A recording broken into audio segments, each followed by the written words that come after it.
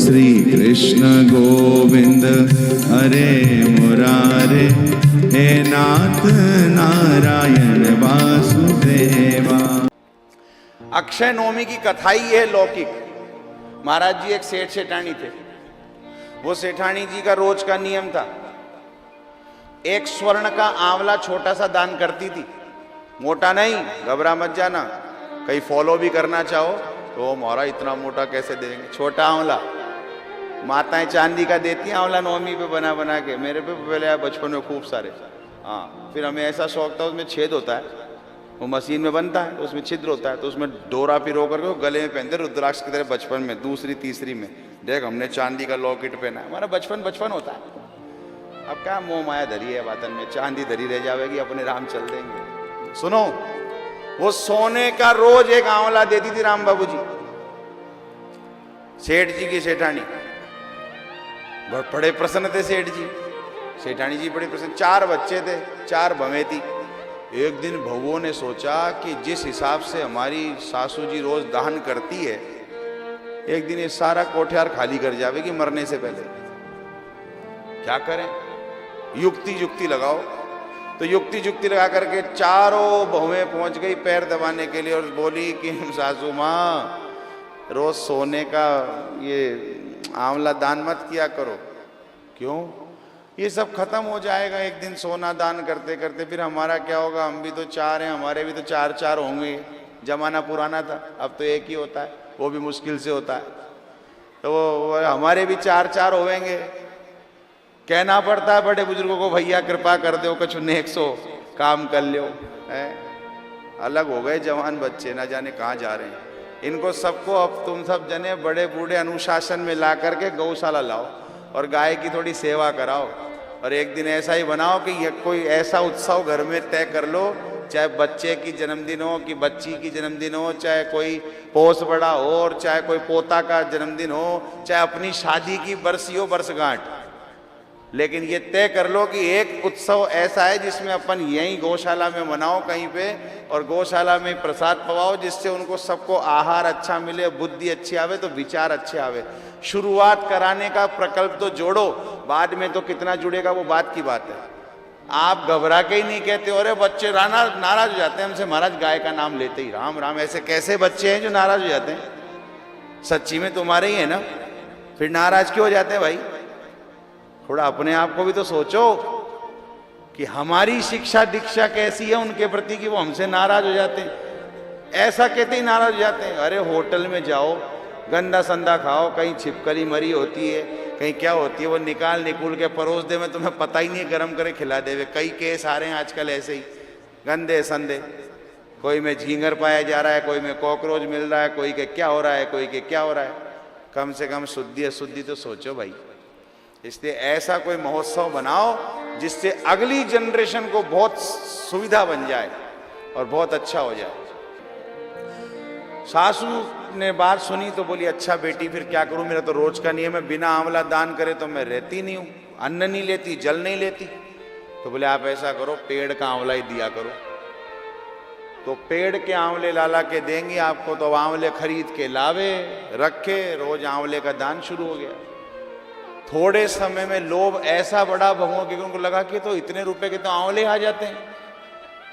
देखो आप प्रकृति संसार की। और ये कथा बड़ी जोरदार लगी मुझे तो पढ़ने पर। मुझे लगा ये तो बहुत सच्ची शिक्षा है। बाद वाला चाहता ही है कि आपका सारी संपत्ति उसको दे जाओ, वो अपने मिजान से आनंद लेवे, तुम तो यूं ही घूमो फकीर बन के। तो अपना है, अपना खुद का संचित है, अपने प्रारब्ध से अपन ने अर्जित किया, अपने पुरुषार्थ से, तो बिना घबराहट के, बिना किसी डर के अपने हाथ से उसकी दान करने की क्षमता, सामर्थ्य भी आप में आ जाती है। आपका होगा तो आपके मन में विचार जाएगा, लो देता हूं, कुछ नहीं होगा, भगवान और देगा। यदि आपका नहीं है तो भले ही मर के बच जाए कोई भी समाज और कोई भी क्षेत्र, कोई भी लोग, आपका है नहीं, आप दे सकते हो नहीं। आपको केवल भगवान ने रखवाली के लिए भेजा है, भोगने तो कोई और आएगा आगे, ये तय मानना। इसलिए अपने हाथ से जो दान धर्म हो जाए इसको कर लिया करो, घबराए मत करो। पहले भी कभी कम नहीं था, आगे भी कभी कम नहीं होगा। और ये इसका जाना तय है, आपको लग जाए कि बचा जाएगा आपके पास, इसका जाना तय है। रोग बीमारी में, दवा में और में देओगे, उससे बढ़िया जहां कहीं सही जगह दे के जुड़े रहो, बढ़िया रहेगा। मैं तो जैसी प्रकृति का हूं वैसी बात कह रहा हूं। आपको कुछ करना है ये नहीं कह रहा हूं, आपको तो मन बने जहां बने वहां करो, लेकिन करने की अभ्यास बनाओ। कृपणता अच्छी नहीं है, शठता अच्छी नहीं है, उदारता थोड़ी तो जीवन में होनी चाहिए। अपना है तो कर पा रहे महाराज, वरना कौन करता। हाँ हाँ, दान भोग नाश महाराज कह रहे हैं, बढ़िया, धन की यही गतियां हैं। तो बोले आंवले वाला खरीद कर भी नहीं तो क्या करें, बोले आपको देना ही नहीं अब। तो बिना दान के रहने लग गई। उसका नियम था, आंवला जब तक नहीं दे तब तक कुछ पावे नहीं। क्या करे, समय ऐसा बदला कि बच्चों में परिवर्तन हो गया। चेहरे की झुर्रियों की हकीकत बदल गई। आई बहू घर में हवेली बदल गई। रखता है आज यो कमाई हथेली पर, बस ये बात अलग है कि हथेली बदल गई। क्या बात याद आई है? रखता है वो कमाई आज भी हथेली पर, बस ये बात अलग है कि हथेली बदल गई। बहुओं ने अपने अपने पतियों को समझाया और पतियों ने पिता माता को घर से बाहर निकाल दिया। क्या गजब की बात कथा में आती है। वो माँ बाप जंगल में जाके रहने लगे। आज आंवले का दान नहीं कर पाई तो सुबह से जल नहीं पिया, भोजन नहीं किया, रात्रि को सो गए, अस्वस्थता होने लगी। सुबह उठे तो वहां पर एक स्वर्ण आंवले का वृक्ष देखा। कैसे हो गया? जो पूर्व में आंवले के, स्वर्ण के आंवले दिए थे ना, उसके पुण्य प्रभाव से उसको भगवान ने अन्न जल का प्रबंध करने के लिए उसको एक वापस से एक आंवले के वृक्ष की उत्पत्ति भगवान ने वहां करके दी। अगले दिन उठी, आंवला देखा, निकाल करके दिया। धीरे धीरे उस सेठ जी ने अपने विवेक को उपयोग में लेकर के धीरे धीरे धीरे व्यापार जमाना शुरू किया। और जिनको घर से बाहर निकाल के जंगल भेजा था, उस आंवले के दान के क्रम से वापस उनमें वही सामर्थ्य आने लग गया। और जितना छोड़ करके चारों बच्चों के पास आए थे, उससे दुगना वापस सेठ जी के हो गया। वो कथा यही कह रही है, धर्म की जड़ सदा हरी। दान इस कलयुग में शेष यही रह गया है। इसलिए गौदान करो। गौ के लिए गौग्रास का दान करो। जहां जैसा मन बने वैसा करो, लेकिन करो अवश्य। आपका है तो जरूर करो। और महाराज वो वापस सामर्थ्यवान हो गए। वहां 4 बेटों के पास जो संपत्ति छोड़ करके आए थे, वो तो सबका मिजान ऐसा ही था, बचाने वाला। तो आपस में झंझट शुरू हो गया। और चारों में ऐसा लड़ाई का झमेला फंसा भाइयों में कि वो सब अलग अलग हो गए, परिवार टूट गया। और महाराज जितना धन था वो सब नष्ट हो गया। वो दरिद्री हो गए, चोरों ने चोरी कर ली, सब लूटपाट हो गई, कुछ नहीं बचा। वो जो दान को बचाना चाहते थे वो लुटेरे ले गए। गति यही है। महाराज अभी कहते नाश हो जाएगा, नहीं करोगे तो उपयोग में लो, मजा आनंद से रहो, बढ़िया पहनो, बढ़िया खाओ, बढ़िया भवन बनाओ, बढ़िया गाड़ी रखो। तुम्हारे पास धरा है ना माल, काम में लो, होगा आपका तो ले पाओगे। वहां भी आजमाओ, बनाओ मानस। मैं तो खुली बात कह रहा हूं, दान की तो बाद में बात करना, पहले तो अपने लिए उपयोग करो।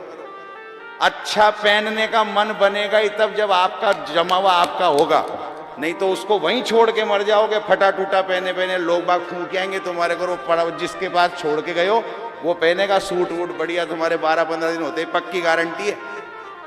आप सोच रहे हो वो बच जाएगा, वो पहनेगा। वो ये कह के पहनेगा कि मेरे पिता ही छोड़ गए मेरे लिए, ये और कहेगा मजे से। हाँ, दादाजी तो ऐसे ही चले गए, फटे टूटे पहने पहने, हमारे लिए जमा कर गए, हम पहनेंगे। तो आपका हो तो उसको आनंद से उपयोग में लेना सीखो। क्या करोगे ज़्यादा टेंशन लेकर के?